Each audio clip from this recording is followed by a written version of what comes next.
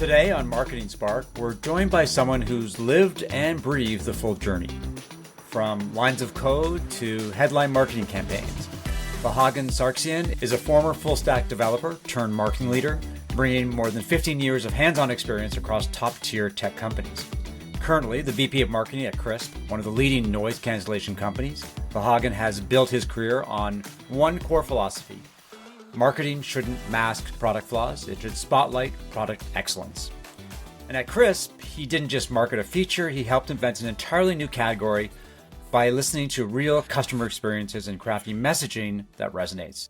In today's conversation, Vahagn will walk us through how Krisp created the noise cancellation space, how he aligns marketing strategies with evolving customer feedback, and how agile marketing tactics can keep startups nimble in the face of rapidly changing markets. Now, whether you're leading a lean marketing team or scaling for enterprise growth, this episode is packed with actionable insights. Vahagn, welcome to the show. Thank you, Mark. As I said off the top, you've had a very interesting journey to becoming a marketing leader. I started off as a reporter.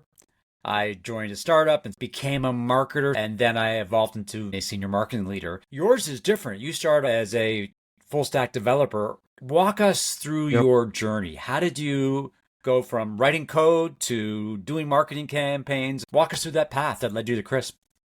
I started as an engineer. I was a full stack developer, and I was writing codes with PHP, JavaScript, jQuery at the time was a hot topic. And I worked around 3 years as a full stack developer, but pretty early on I found myself drawn to something entirely different, which was marketing. I think the reason is that I always been fascinated by how people think, how people make decisions. When I discovered that marketing is this perfect intersection of psychology and system thinking, I just fell in love with it. Around 2011, I had this shift in my career from a full stack developer into a marketing specialist, and I started as a SEO specialist. So that was my entry point in marketing. Then I grew towards performance marketing, then leadership roles, and so on.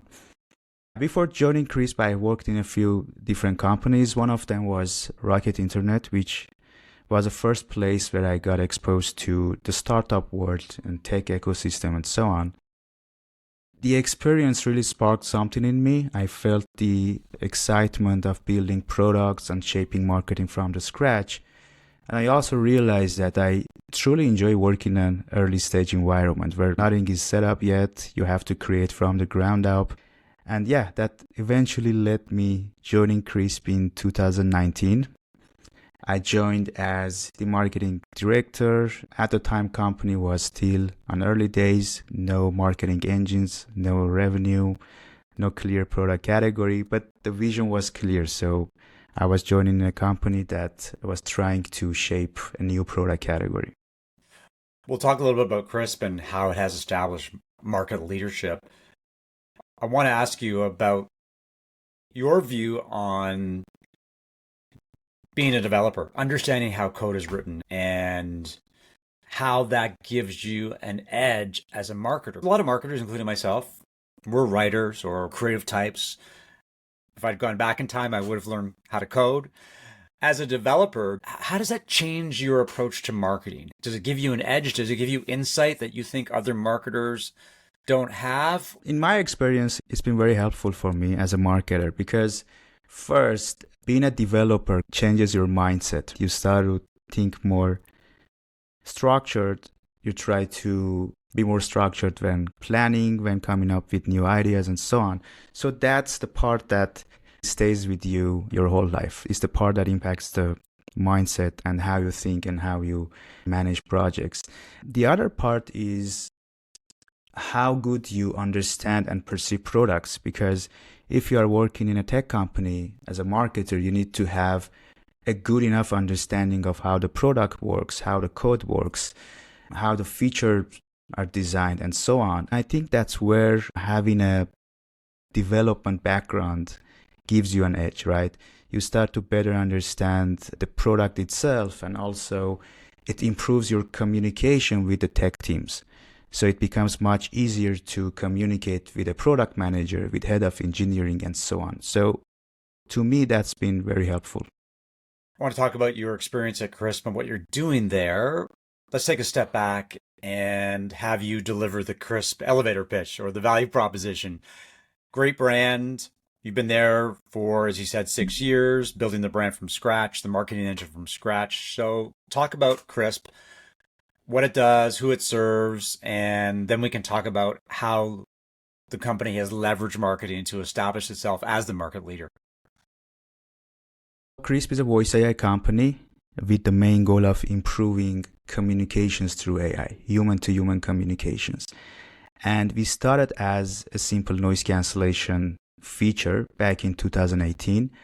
But now Krisp is a voice AI platform that operates in 3 different business lines. So we have our AI meeting assistant business line, which is a tool that transcribes, summarizes, records the meetings, plus some additional AI features. The second business line is Krisp for call centers. So we have a special product designed for call centers. It includes lots of features like noise cancellation, accent conversion, which is our latest technology. And there are lots of other products like live interpretation, for example. That's our new product that we have created for call centers. And finally, we have our third business line, which is Krisp as a technology. And in that business line, we have lots of other voice AI companies that use Krisp as part of their product. So they simply integrate their product, Krisp inside their product and get the values that our customers get. So Discord, for example, is one of those clients that we have. If you use Discord, you can see Krisp is working in the background as a noise cancellation tool. From a marketing perspective, I'd be interested in the path from a single application, noise cancellation, and Krisp got a lot of traction. Maybe we can talk about how that happened and what levers you pulled to build the Krisp brand. And as well, how does marketing evolve and your product portfolio starts to expand and you're dealing with different types of customers with different needs? Pretty juicy, chunky question. Why don't we start with the original premise of Krisp in noise cancellation and talk about what kind of marketing did you do? How did Krisp become one of the leaders? How did you build that brand so that it had the firepower to expand into other markets? That's a great question. I will start from the times that Krisp was just a noise cancellation tool. And one big problem that we had at the time was that unlike my previous companies where I was operating in already established product categories and markets, at the time that I joined Krisp, no one was searching for a noise cancellation tool. Right. So it was a new category that we were trying to build with zero demand. So people were not looking for it. It was different from my previous experiences because in my previous companies, we were trying to capture a demand that already existed in the market. But at Krisp, we were trying to build a new category, which is, I would say, a fundamentally harder and more expensive type of marketing problem. Because you are not just explaining your product, you first have to explain that the problem exists. And then you have to explain why it matters. And finally, you have to position your product as a solution for that particular problem. It was a difficult problem to solve. I remember at the time we were trying to basically list our product into websites like G2, Gartner, Trustpilot, and the other ones. But we literally didn't have a place to belong. So there were no category as noise cancellation on G2, on Gartner, and other platforms. So we started to build that. We worked with G2 in order to define what noise cancellation software even means. Who are the players? What is the problem that we are solving? How is noise cancellation different from other audio tools and so on? So probably that was one of the biggest challenges that we had at the first place. Was that the initial marketing motion to establish the category? I'm not talking about advertising or content marketing or influencer marketing. Did you start with category building and using G2 and Capterra and Trustpilot as the foundation for what you would do from a marketing perspective? Because as you said off the top, there was no marketing team, there was no marketing engine. Likely it was you.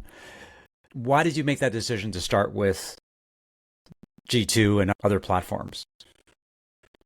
G2 and other platforms were part of the journey, but they were not the starting point. We started with actually launching the product in different platforms like Product Hunt at the time, which brought lots of popularity to Krisp because we were recognized as the product of the year back in 2019 on Product Hunt.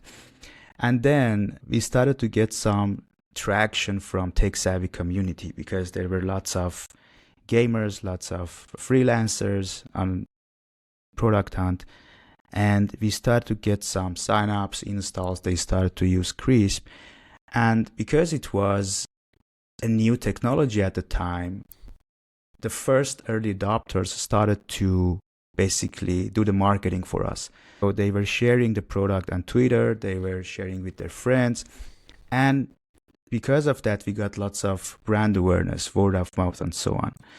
And as we started to get that early demand, we were thinking about how we should position this product moving forward, because there were different type of users. There were gamers, there were freelancers, there were call center agents, and each of them had their own kind of perception of the product.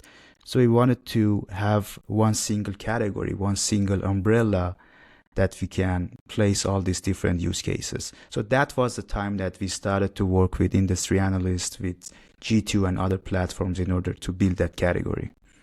One advantage you did have was Krisp was in many ways the right product at the right time. Podcasting was starting to emerge. Obviously, you have gamers, you have call centers, and there may not have been a lot of competition, but there was a lot of demand, I suspect. I remember back in the day when I started to use Krisp, eliminate background noise. And at the time I had a dog and I had kids and they would come into my office. And it was almost like this was the most amazing technology because it dealt with the world around me. Was that one of the advantages of Krisp, that you entered in, like you just had this built-in demand and people were waiting for a company like yours to step into it, and then you get a little bit of virality. It built upon itself. Is that the initial formula for success? We launched the product in 2019 for the first time, and a few months later, COVID started. So lots of people were working from home, lots of background noises, pets, and so on. And suddenly, Krisp went viral because it was solving a problem that was a new problem, actually. Probably before that, no one was thinking about background noise being a real problem. But as people started to work from home, noise turned into a real problem. And at the time, we were the only solution in the market that was working with different platforms. Krisp was working with Zoom, was working with Google Meet, and so on. And suddenly we had like millions of people looking for a solution, which was one of the reasons that we got this huge brand awareness in 2020. Yeah, I would say being at the right place at the right time was one of the things that really helped Krisp become viral. Once you've got that market momentum, once you've built some brand awareness, which is amazing given most companies never get brand awareness, and you've got a growing community, how do you leverage that? How do you capitalize on the fact that you've got brand presence? It's a lot easier to use PR, for example, or to do influencer marketing when you've got some momentum. People already know that the brand exists. It's harder when you're building from scratch. So once you got notoriety through Product Hunt and you're on Zoom and Google, what other marketing levers did you pull to accelerate marketing and sales? I think the most important thing is to have this connection and sense of community with your users. In our case, our early adopters and users, most of them were decision makers in their companies. They were tech savvy people. They were influencers even. We were trying to keep this close connection with them and help them get the best out of Krisp. And even we were getting ideas from them about the features, about the products. We created this sense of community. And that helped us to basically be able to build a product and grow into a product that our users keep using. But at the time, when we were just a noise cancellation software, we were thinking about, okay, so what should be next? What other features and products we should start building? One of the main inspirations for us was the feedbacks that we were getting from the customers and early adopters. So they were keep asking about new features, new products, and that was the main source for us to get our ideas on what we want to build next. From that perspective, if you are an early stage startup, it's super important to have that close connection and collaboration with your early adopters. I want to take a step back and talk about community building, because for marketers, community like the nirvana. If you can build a vibrant community of users who love your product, evangelize it, provide you with feedback, talk among each other, then it's basically marketing gold, because they do a lot of the marketing for you. How did you build that community? Was there a formal approach to community building? Were you supporting different external groups? A lot of marketers would be interested in, where do you start with community? How do you build community? How do you take advantage of community to do the marketing that you want to do?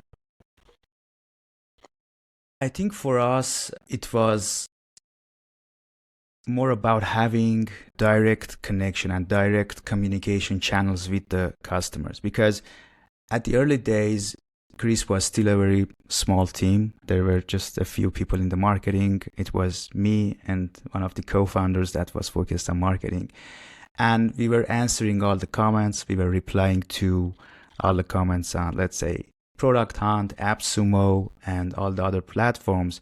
And because of this direct engagement and connection with the users, and since the users also were realizing that, like, we are the decision makers of the company that are in touch with them, they were feeling much more kind of relaxed and easy to share ideas. And I think for the early stage startup, especially for the co-founders, it's very important to be in direct connection with the customers.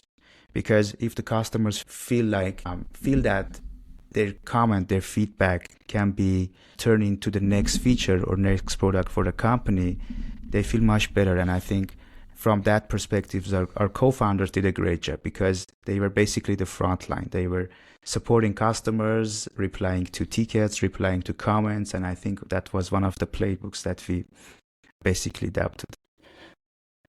It's an interesting approach to marketing, because it's one thing to talk to customers, but customers want to feel like they're being heard. Their ideas, their feedback, their input matters to the company. And the fact that you've got your co-founder and the head of marketing on the front lines and users are aware of that, that's marketing magic, because you start to build relationships. And as important, trust. They recognize that you matter to them and they matter to you. In many ways, develops this virtual circle, which is great. As Krisp gains traction and as you look to expand the product portfolio, what challenges are you facing, or did you face from a marketing perspective? Yes, you can build community for the original product and you get on Product Hunt, and G2 does a really great job for you. But what about these new products? Was the marketing different? Were you able to ride the Krisp brand? Walk us through that marketing exercise. Definitely, each product and each business requires its specific type of marketing.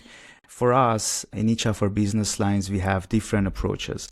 So in our AI Meeting Assistant business line, which is our consumer product, our motion is more sort of product-led type of acquisition. So we try to build the best possible product and then gain new users, gain the brand awareness through viralities that happens through the product itself. From a playbook perspective, I would say product-led growth is one of the main motions that we currently have, but it's different in other business lines. So for enterprise and call center business, that is our second business line, it's a totally different motion. It's a more sales-led, marketing-assisted type of motion. So you still need to have the marketing team creating the demand, creating the leads, and then sales team working on closing that. So we have these two different type of motions right now. But one thing that basically combines and unites these two different approaches is the brand that we have built on top of both businesses, right? So we try to position Krisp as the voice AI platform that uses AI to improve communication, and that resonates with both of these business lines, because for both call centers and also for consumers, that what we offer at the first place, it's an AI that helps you improve communication to become more productive, and that's the main positioning that we have across both business lines. Great to hear how Krisp is handling things from the top down in terms of product-led growth and sales-led growth. What about underneath? When you open up the engine and you've got to connect the two businesses, you've got some consumers that are product-led and some are sales-led, and then they blur and the business starts to get more complicated, more complex, because the types of products you're offering, you can buy this and that, you can buy in different ways. What is Krisp done from a revenue stack or a marketing stack perspective to make sure you've got synchronization and that sales and marketing from both types of businesses are working together?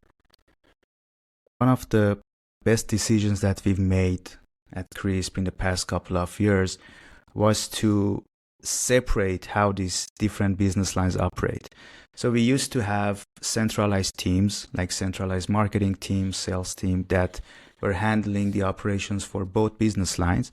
But at some point, we realized that even though these two business lines are for Krisp, are under the same brand, but they require totally different approaches.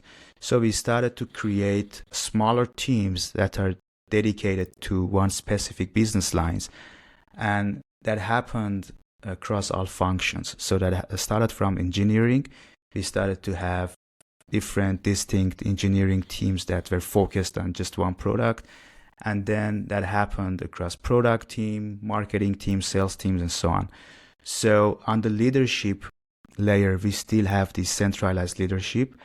But when it comes to operational excellence, we have teams that are focused on specific problems and specific business lines.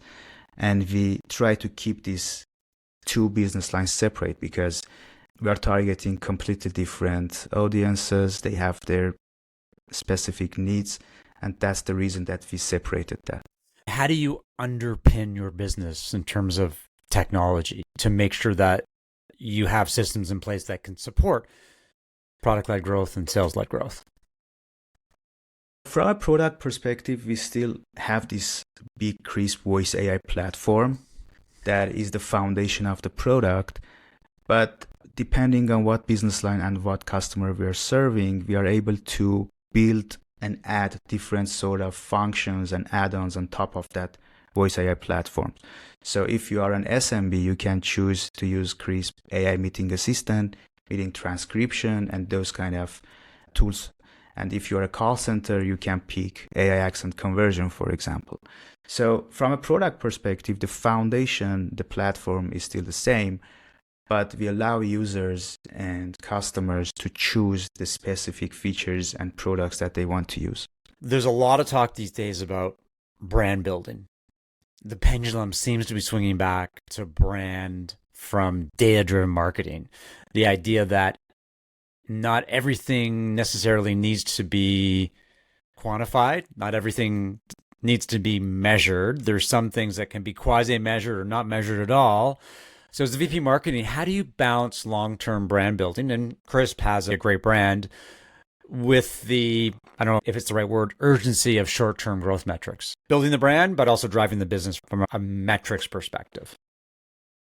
I think having that balance is probably one of the most important and difficult jobs of a marketing leader, because sometimes you have some immediate goals to hit. It can be revenue, it can be like a number of leads and so on. But at the same time, you need to build this long-term brand that you want to invest in. For that, there are a couple of things that we do at Krisp. One of them is to use clear frameworks and templates. So for the frameworks, we use OKRs for the short-term planning and short-term goals. And for the long term, we have this company vision, which is about what Krisp should be in the next 3 to 5 years. And then it works like a waterfall, right? You have this big vision of the company in the next 3 to 5 years. Then we translate that into annual goals, which are in the form of revenue targets, ARR, and so on. And then for short-term planning, we break that down into OKRs. So on the top, there's vision, then there's revenue goals, and then we have OKRs for the short-term planning. When it comes to marketing, for the short-term planning, we usually focus on channels that kind of are fast to act and response, like performance marketing, for example, advertisement. Those are the channels that we use for achieving our short-term goals. But for the long-term investments, probably brand building and SEO are the most important channels for us. SEO has been one of the most important channels from the day one, and we always treated that as a long-term investment for the company. Brand is also one of those channels that we always try to build and invest for the long term without basically looking for short-term gains. Another hot topic these days is SEO versus LLMs and the emergence of Perplexity and ChatGPT and Claude. From a marketing leader perspective, what's your approach to these models, and how does it impact, or how has it impacted Krisp's marketing? Because as you said, you guys depend a lot on SEO, and now there's a question of whether SEO matters or whether it's changed. So interested in how you're approaching this whole new world. Sure. So I think on the surface, a lot has changed. People used to search only on Google, getting some links in order to view, but now they get AI generated answers. Most of the users do not search in Google at all. They start with LLMs and so on. So a lot has changed on the surface. But I think from a marketer's perspective, you still need to create high value and high quality content. So that part has not changed. It's still the same. And even now, if you create high quality first-hand content, a content that is really useful for customers and users, you still have a high chance to be listed both on search engines and also to be promoted by LLMs. So from that perspective, what has changed at Krisp is that we started to leverage AI tools, we started to leverage LLMs in order to create more high quality content and first-hand content. But yeah, from users' perspective, basically, they used to start with Google at the first place, but now there are lots of different LLMs. But we try to basically, still continue what we were doing, create high quality content, create something that is first-hand, and then distribute that. Do you have any tips for fellow marketers on how to make sure your content is tracked and indexed by the LLMs? Because it's one thing to write content, but you have to make sure that ChatGPT picks it up and starts, when somebody puts in a prompt about noise cancellation technology, Krisp comes up. Any tips and tricks that you can share? I recently noticed that Google Analytics has added a separate section on the referral traffic for LLMs. So now we can see how many sessions and traffic you are getting from ChatGPT and other LLMs. So that's something that we try to keep tracking, that we always monitor. That's super important. I also learned that other tools such as Ahrefs and other standard SEO tools have added specific features for tracking LLM traffic. But from a leadership and marketing leadership perspective, I think one of the channels and one of the tools that helps us to be listed on LLMs is PR, because LLMs do not just look at the signals and content that is listed on your website, but they also look at the third-party reviews, what other websites are writing about you. And from that perspective, PR has been one of the most important channels that has helped us to have more listings on LLMs. At the right time in the right place, PR can be a very good investment. PR can also be very expensive. There's no guarantees of returns, no matter how good a PR agency says they are and the things they claim they can do. When is the right time for PR? At what point does it make sense for a company to leverage PR? My thesis is that early days probably doesn't make sense because it's expensive and you haven't got a track record. But as a brand, like Krisp gains momentum, gets some brand presence, you can amplify your story using PR. Does that make sense to you? Is that a reasonable approach to PR?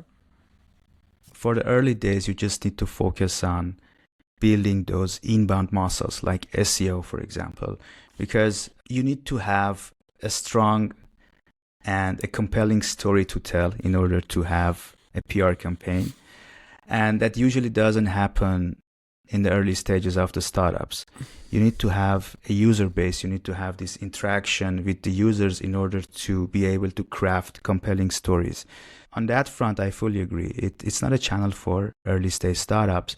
But I think maybe after a couple of years, when you have the money and you also have the stories to tell the world, the stories that are coming from users, are coming from the feedbacks that you receive, are coming from the case studies that you have built with the customers, that's the right time to start testing PR as a channel.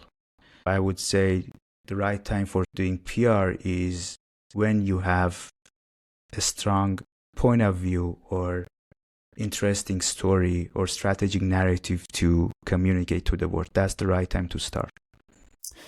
We've covered a lot of ground, everything from AI to PR to SEO and brand building. I want to thank you for your insight. One final question. If people are interested in you and Krisp, where do they go? What do they do? Type in Krisp AI, krisp.ai. You can land on our website. You can see the products that we have. And I'm also always available and active on LinkedIn, so we can get in touch there. Awesome. Thanks, Vahagn, for your insight. And thanks to everyone for listening. If you found this episode valuable, leave a review or share it with a colleague, especially someone wrestling with the same marketing challenges and opportunities as Krisp.